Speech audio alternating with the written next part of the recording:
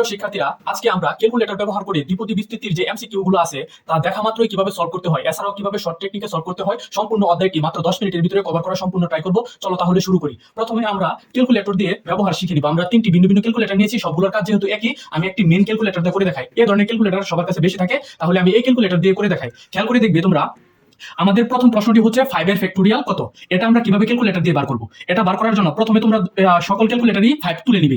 তোলার পর প্রথমে তোমরা সকল ক্যালকুলেটরই তোমরা শিফটের মধ্যে ক্লিক করবে। এই যে এই বাটনটি হচ্ছে শিফটের বাটন। ক্লিক করার সাথে সাথে এই যে এখানে এক্স রিলেটেড একটা বাটন আছে, এই যে এই বাটনটার মধ্যে ক্লিক করবে। ক্লিক করার পর তোমরা যদি ইকুয়াল বাটনে ক্লিক করো, এই যে এই বাটনটার নাম হচ্ছে ইকুয়াল বাটন, এটার মধ্যে যদি ক্লিক করো উত্তর চলে আসবে। একইভাবে এটার ক্ষেত্রেও উত্তর চলে আসবে। ওই ক্যালকুলেটরে সেম ভাবে করতে হয়, তাহলে কিন্তু আমরা উত্তর পেয়ে গেলাম, কিন্তু 120 আমরা কিন্তু উত্তর পেয়ে গেলাম।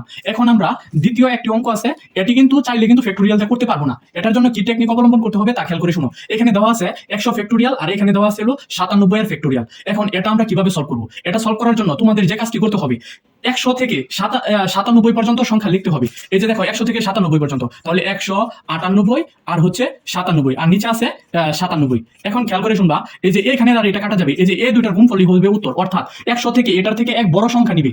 যদি আমি বলতাম উপরে 5 এর ফ্যাক্টোরিয়াল আর নিচে হচ্ছে 3 এর ফ্যাক্টোরিয়াল, তাহলে উত্তর আসলো কিন্তু 5 আর 4 এর গুণফল।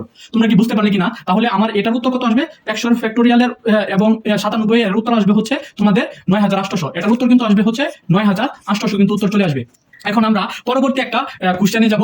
এটা মুখে মুখে করতে পারবো, তাহলে আমরা ক্যালকুলেটর ব্যবহার করলাম না। খেয়াল করে শুনো, এখানে দেওয়া আছে n ইনটু n মাইনাস এর 1 এর ফ্যাক্টোরিয়াল ভাগ হচ্ছে n মাইনাস এর 2 এর ফ্যাক্টোরিয়াল। এখানে দেখো 1 আছে, এখানে আছে 2। যদি এই রিলেটেড রাশি থাকে, উপরের যা আছে তাই হবে আনসার। এই যে এতটুকু হবে আনসার। এটা আনসার কিন্তু হয়ে যাবে n ইনটু n মাইনাস এর 1 ফ্যাক্টোরিয়াল। এটাই কিন্তু এটার আনসার। আমি একইভাবে তোমাদেরকে একটি দেই, আমি দিলাম a ইনটু a মাইনাস এর 1 এটার ফ্যাক্টোরিয়াল ভাগ হচ্ছে a মাইনাস এর 2 এর ফ্যাক্টোরিয়াল। এটার আনসার কত হবে তোমরা একটু জানাবা। এটার আনসার কিন্তু a ইনটু 1 a মাইনাস এর 1 হবে এটার আনসার। এরপরে আমরা পরবর্তী একটি কোশ্চেনে চলে যাই। এখানে বলছে 8 আর নিচে দিছে 2, এর বলছে এটা সমান সমান কত। এটার জন্য আমরা ক্যালকুলেটর ব্যবহার করব। দেখো খেয়াল করে কিভাবে করতে হবে। উপরে যা থাকবে প্রথমে সেই সংখ্যাটি তোমরা ক্যালকুলেটরে তুলে নিবে। এখানে আমরা তুলে নিলাম 8।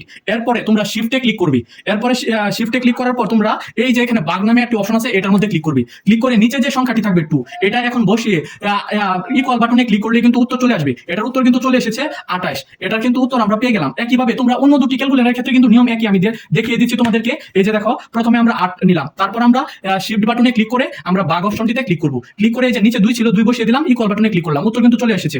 এখন আমি আরেকটি অঙ্ক এই ক্যালকুলেটর দিয়ে করে দেখাই। এই যে দেখো, এরপরের অঙ্কটি হচ্ছে 7, এরপরে এখানে সি আছে, এখানে 5 আছে। এটা কিভাবে ক্যালকুলেটর দিয়ে করবো? এটাও কিন্তু আগের সিস্টেমেই করবা। প্রথমে তোমাদের কি করতে হবে? প্রথমে তোমাদের 7 নিতে হবে। নেওয়ার পর তোমরা শিফটের মধ্যে ক্লিক করবা, পরে ভাগ যে বাটনটি আছে এটার মধ্যে ক্লিক করবা। ক্লিক করার পর নিচে আছে 5, এই 5টা এখন বসিয়ে দাও। বসিয়ে তোমরা ইকুয়াল বাটনে ক্লিক করলে কিন্তু উত্তর চলে আসবে। এটার উত্তর কিন্তু চলে এসেছে 21। এভাবে আমরা কিন্তু শর্ট ট্রিক্স ব্যবহার করে এগুলো সলভ করতে পারি। এখন দেখো আরেকটি প্রশ্ন, এটি খুবই জনপ্রিয় একটি প্রশ্ন, খুবই বেশিবার আসা।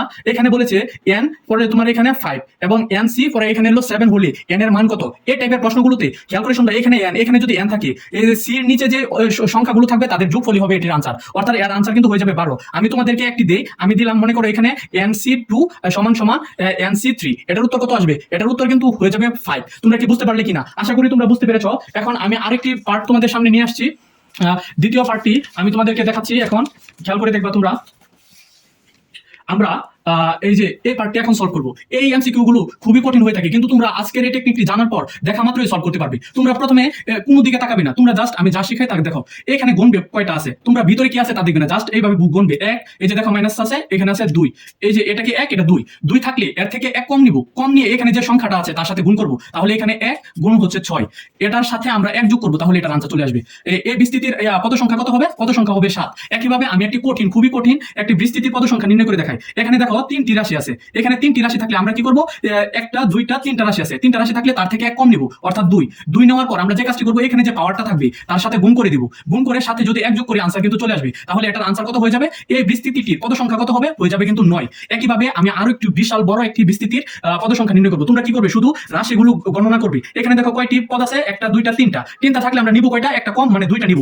এবং পাওয়ার কত আছে? এখানে পাওয়ার আছে হচ্ছে 3। তাহলে আমরা এটার সাথে শুধু কি করব? 3 গুণ করে দিব। 3 গুণ করে সাথে যদি 1 যোগ করি উত্তর কিন্তু চলে আসবে। তাহলে 3 দুগুণে 6 আর 1, তাহলে এই বিস্তৃতির পদ সংখ্যা কত হয়ে যাবে? 7 হয়ে যাবে।